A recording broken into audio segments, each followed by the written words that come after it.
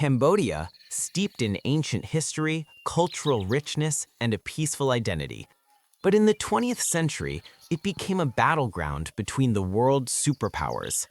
This tiny nation, once a symbol of tranquility, became the site of intrigue, civil war, and tragedy. To understand Cambodia's Cold War story, we need to go back to a time when the world was divided not by walls, but by ideology. Think of it like trying to walk a tightrope between two giant powerhouses, the US on one side and the Cambodia was a young nation, freshly liberated from French colonial rule in 1953. Prince Norodom Sihanouk took the throne, while other nations in Southeast Asia were aligning with either the US or the Soviet Union. Sihanouk sought a more neutral path for Cambodia. By the mid-1960s, the US had escalated its involvement in Vietnam. And what many people don't realize is that Cambodia wasn't a neutral observer. It was caught in the crossfire. The US began bombing Cambodia to target Viet Cong forces who were using Cambodian border areas as sanctuaries. Over 2,000 bombing raids took place. Operation Menu, they called it. Imagine being a civilian in Cambodia, going about your day, not knowing when a bomb might fall. The fear, the uncertainty, and the chaos. In 1970, Cambodia's fragile neutrality collapsed.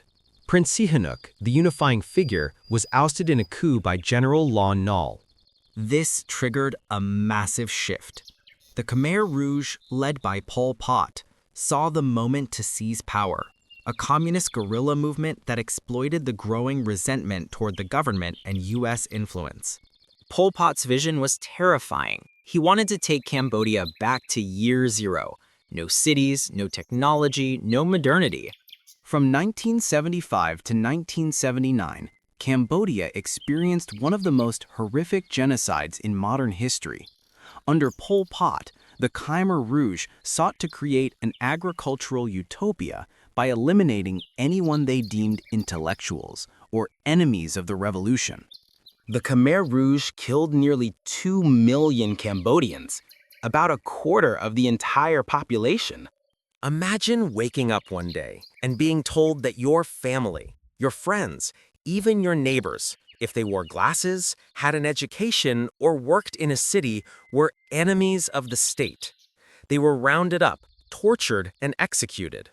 The Vietnamese feared the Khmer Rouge's expansion and invaded Cambodia in 1978, toppling Pol Pot's regime by January 1979. But Cambodia didn't just jump out of the Cold War overnight. After the fall of Pol Pot, the country was left in ruins. A new conflict began. The Vietnamese occupation created further struggles for power. Maybe it's the idea that the consequences of global politics can reach far beyond the battlefield. Nations like Cambodia, caught in the crossfire, can experience unimaginable suffering because of decisions made far beyond their borders. So, what can we take away from Cambodia's Cold War story? But it's also a reminder of resilience, the strength of a people to survive, rebuild, and reclaim their identity after such trauma.